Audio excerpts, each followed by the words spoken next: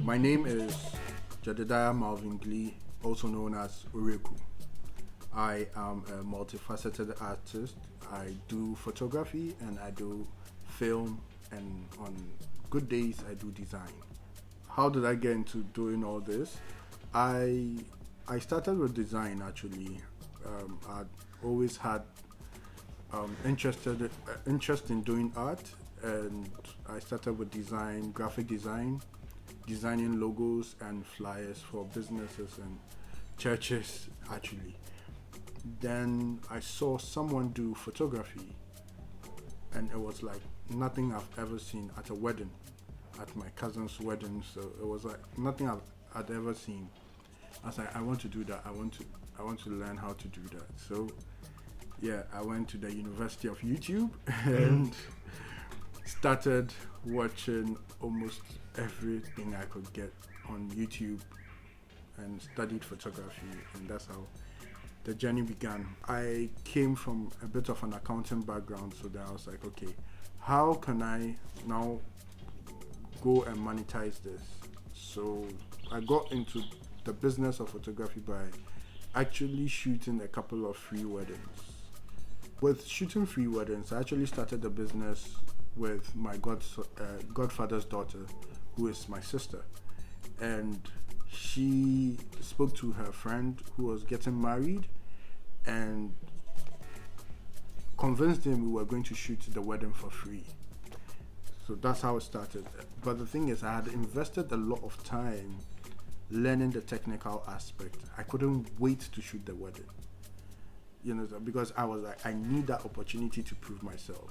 She wasn't a photographer, she was just doing the administrative part, which I had no clue about. I was just paying attention to the technical aspect of photography.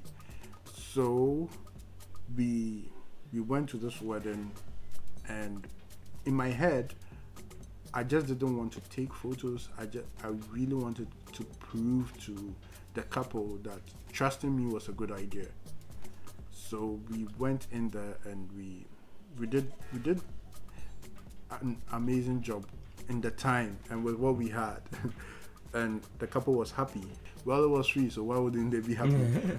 But yeah, they were happy. And moving on, we shot, I think, another one for free, and the quality grew because I learned from my mistakes.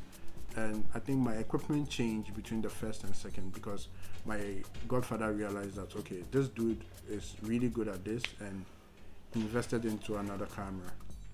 Well, so my sister was the one doing the administrative work, so I didn't have to care about the money in the beginning. You understand? So what happens is she goes, talks to the people. So after the second wedding, actually, then she was like, okay, we have something here to show on social media that this is our track record. So moving on, we can charge X amount for a wedding and other events. And I was like, okay, good, game, let's go. So we started booking events. And well, so she was smart. She contacted other people in the business, sorry, and asked for their price rates and all that. And basically, I think the strategy was to use penetration pricing, where you are pricing a little lower than those who have been in the business for a while, so that you can get more business. Also, it's recognizing where you are in terms of the quality you are providing. These people with experience can charge more because, well, they do have experience, they have a sure product. You are new to the game and you are still in the learning process. So we had to price, I think, a little below what they were charging out there. And yeah, that's how we transitioned into actually booking clients. My sister and I, we had to take different paths because she wanted to focus on family and her business, her corporate world, and I was just getting more drawn to the arts and photography and all that. So I had to, what we spoke about, I had to redo everything again. I had to start a new business because I didn't want to work under the business that we had created together. I wanted to build like a new business. So I started again, the same process. I shot a free wedding, and after that, I put the work out there and I started booking weddings at a lower rate to help me buy equipment and all that. Mind you, by then I had taken a loan to buy my own equipment, but I gave everything to my sister just in case she wanted to continue with the business.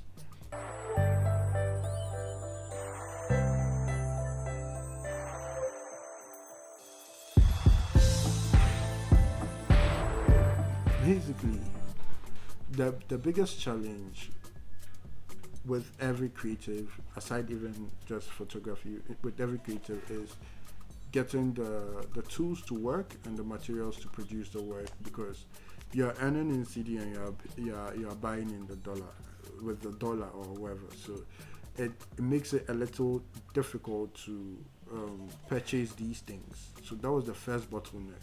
Even till date, I've been in this thing for about almost 10 years. Till date, purchasing is always, and even getting it to Ghana as well, because you have to get somebody who is traveling here to bring it, or you are going to pay a hefty amount with the customs in terms of the duty and all that.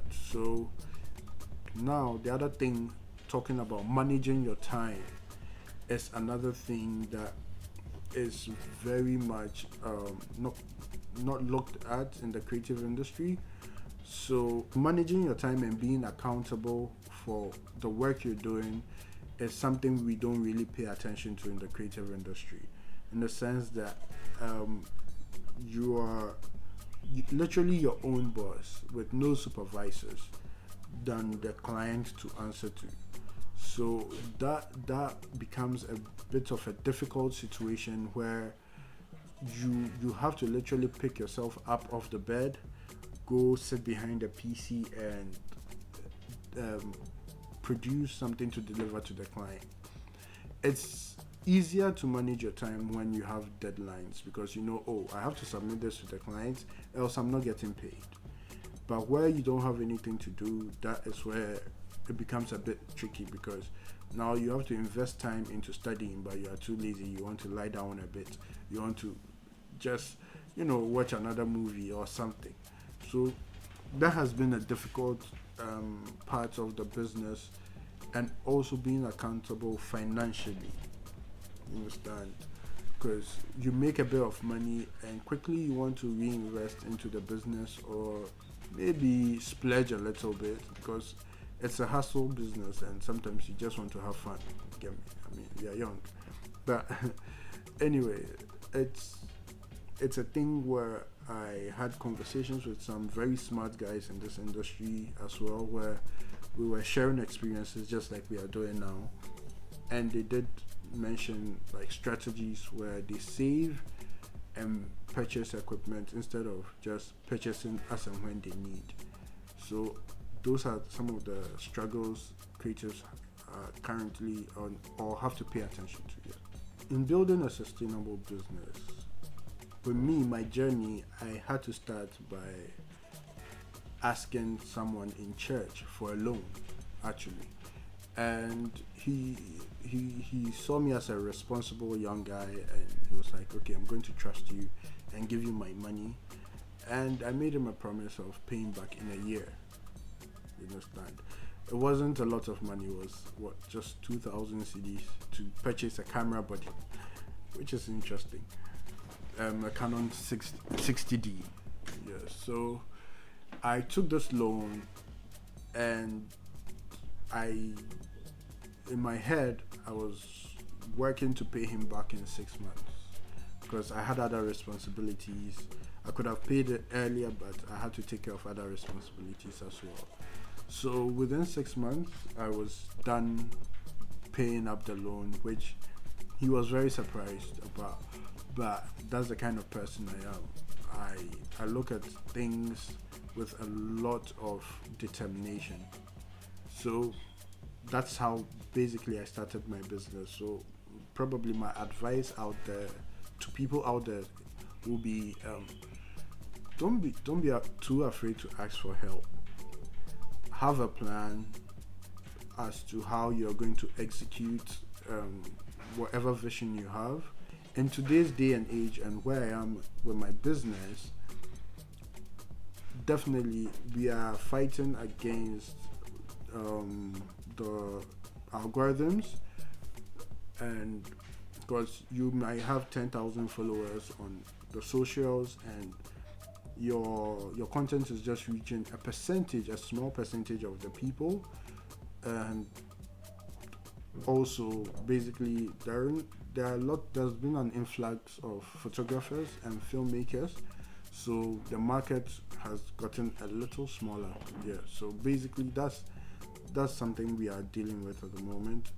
Well, now I have grown from being just a photographer to a photographer and a filmmaker, and I am shooting like documentaries, ads, and small events at the moment, which has been very very good, because it's another filmmaking has been another avenue to explore, and I'm enjoying it. Basically, I'm really enjoying it, but that's where the business is at.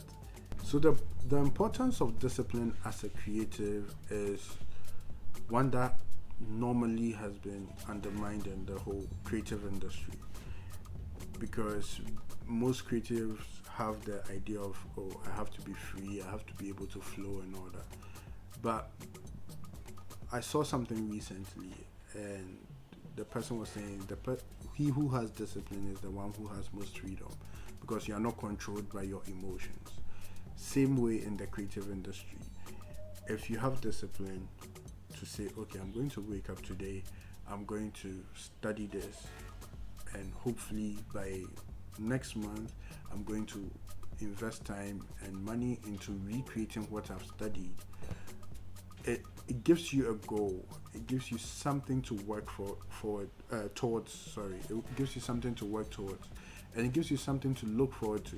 You understand? So having discipline and actually penning it down and saying this is what I have to achieve, and giving it a time period, because normally the mistake we do is we never give a time period.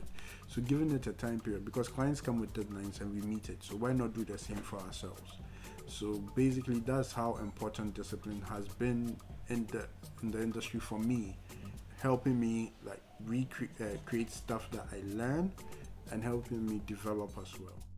How do I take care of myself emotionally in the creative field? That's an interesting one. So I will not sit here and lie, because, well, you're my guy, so I can't lie to you. But yeah, for the longest time, I have not really been cautious about that part, emotionally taking care of myself. I've never even shielded myself emotionally in the creative industries. I take it as it comes and I move with it. But recently I realized that had taken a toll on me, because then you are investing into a lot of relationships with some of these clients who try to become friends, and later you realize that, oh, it was just a business relationship, not a friendship. So it took me a while to discover that, and now when I discovered that, I was like, okay, cool, we can have a business relationship and still respect each other in the confines of business and what we are doing.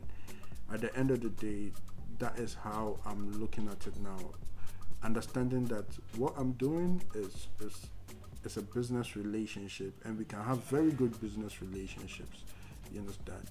Now I am investing a lot of time in just taking walks as well. Just exercise has been proven to help with a lot of mental health and stress, releasing stress as well.